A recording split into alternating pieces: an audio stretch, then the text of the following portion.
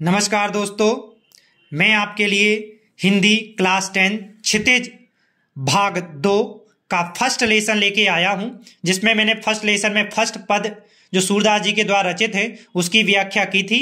आज आपके सामने सेकंड और थर्ड पद की व्याख्या करूंगा और इससे जो क्वेश्चन निकलने वाले हैं, क्योंकि अब एनसीईआरटी सिलेबस हो गया है तो बीच में से भी क्वेश्चन बन सकते हैं, तो इसके लिए खासकर एमपी बोर्ड और सीबीएसई बोर्ड दोनों के लिए मोस्ट इंपॉर्टेंट यह लेसन है।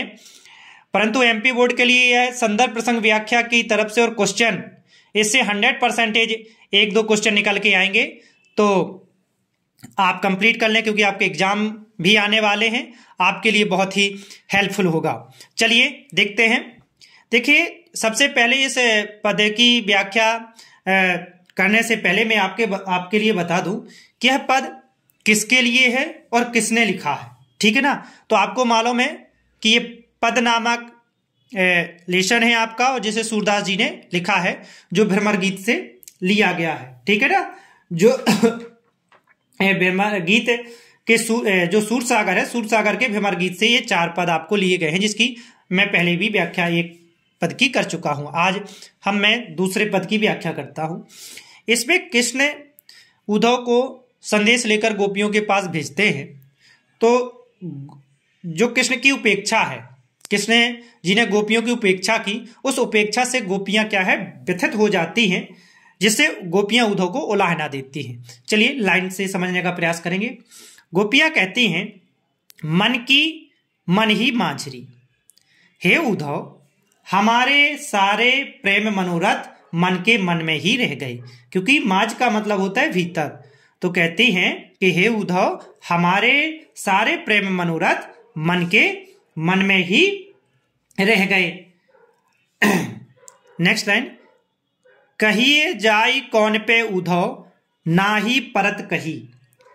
अब कौन पे का मतलब होता है किससे, तो गोपियां कहती हैं आप ही बताइए उद्धव जी कि हम अपनी वियोग की पीड़ा किसे जाकर सुनाएं, क्योंकि जिसे सुनाना चाहती थी वह तो मथुरा में जा बसा है, किसी अन्य के सामने तो हम अपनी मनोव्यथा निसंकोच होकर कैसे प्रकट कर सकते हैं जिसे हम नहीं जानते। जानते तो हम श्री कृष्ण को है और कृष्ण हमें जानते हैं, इसीलिए हम किसी अन्य के सामने अपनी मनोव्यथा निसंकोच होकर कैसे प्रकट करें।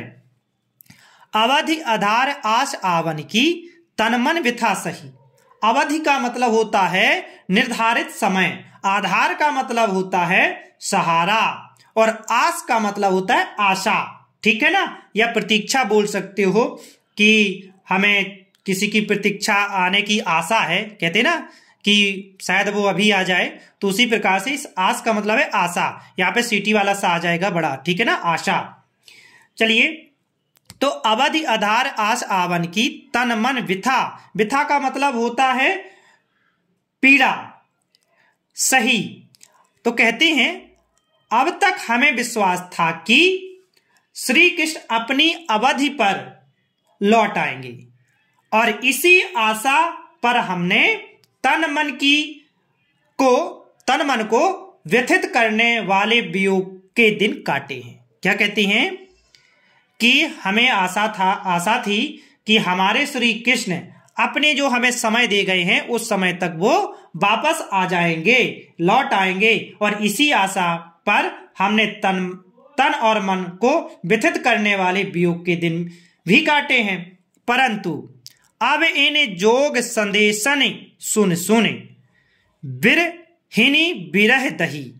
कहते हैं परंतु अब आपके इस योग संदेश, जोग का मतलब होता है योग, ठीक है ना, जोग का मतलब है योग। तो कहते हैं परंतु अब आपके इस योग संदेश को सुनकर हम गृहिणियों की विरह अग्नि और भी धधक उठी है, जिससे अपनी रक्षा की पुकार करती थी, उसने तो यह योग की प्रबल धारा हमारी ओर बहा दी है। चाहते होती गुहार जितहिते उत्तय धार बही। आखिर जिसे हम अपनी रक्षा की पुकार करती थी, उसने तो यह योग की प्रबल धारा हमारी ओर बहा दी है। सूरदास अब धीर धरहि क्यों, मर्यादा ना लही। अब कहती है, मर्यादा का मतलब मर्यादा या नीति, लही का मतलब रखी, धीर का मतलब धैर्य। तो कहती है अब हम कैसे धैर्य धारण करें।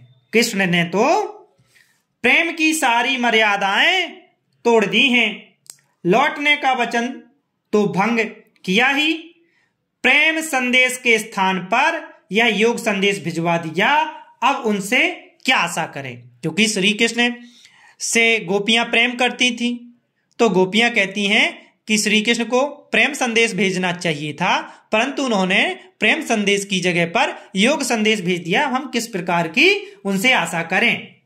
ये रहा आपकी इसकी व्याख्या। और इसमें से ये जो बिथा शब्द आया है, इसमें से बिथा शब्द का तत्सम शब्द पूछ सकता है, तो आपको याद रखना है विथा का होता है व्यथा, ठीक है ना। तो ये बिथा को आप ऐसे लिख सकते हैं, ये इसका तत्सम रूप है व्यथा।